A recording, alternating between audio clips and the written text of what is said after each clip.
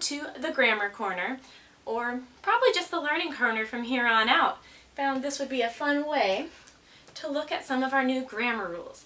Today, we are working on contractions, the beautiful world of a contraction, which is a short way of writing two words. So I have an example here. Don't is a contraction of do not. When you take two words and put them together, you join them with an apostrophe. Let's pull him off here. An apostrophe is that little mark you see in the air. It kind of looks like a floating comma, and you put it in the middle of the word to break it up.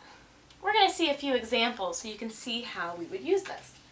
It's usually really useful in your writing, and you want to know where to put that comma. You can't just put it anywhere, otherwise it wouldn't really make sense. So let's look at that example. Don't, which comes from do not. So do and not are two separate words. If we want to make it a shorter word, we are going to take the O out of not and smush them together. I like to think of it as you take that O and you kind of turn it into the little apostrophe up there. So you have the same first word and a shorter second word.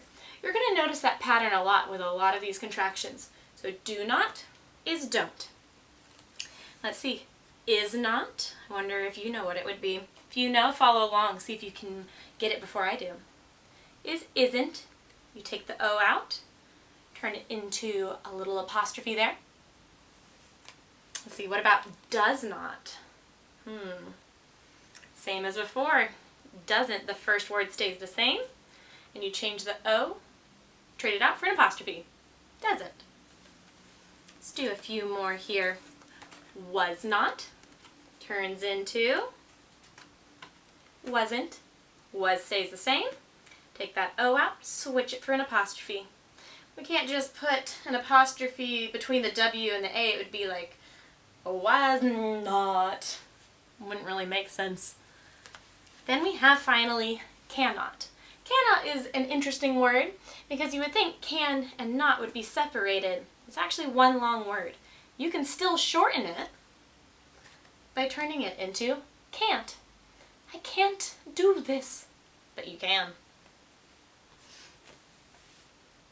Now that we know contractions, I have a challenge for us. I have some sentences ready, and I want to see if you know what we should change it to. Lunch is not ready yet. The contraction we would use is isn't. Lunch isn't ready yet. Let's practice another. Carmen does not have practice today. Which contraction will we use? Doesn't. Carmen doesn't have practice today. Don't get it switched up with don't, because if we tried putting don't in there, Carmen don't have practice today. Doesn't sound like it makes sense. So we have doesn't. Let's do another. Nelson cannot wait to fly on a plane.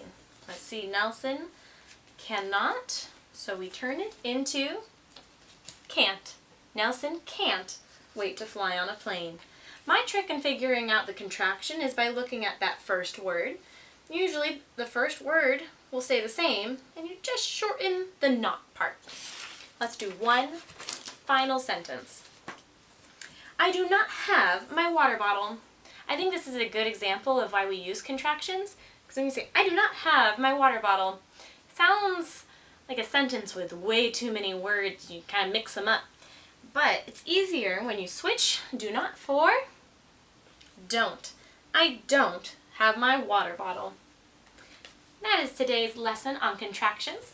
Remember, a contraction is a short way of writing two words, and you use an apostrophe to join them together. Until next time, bye guys!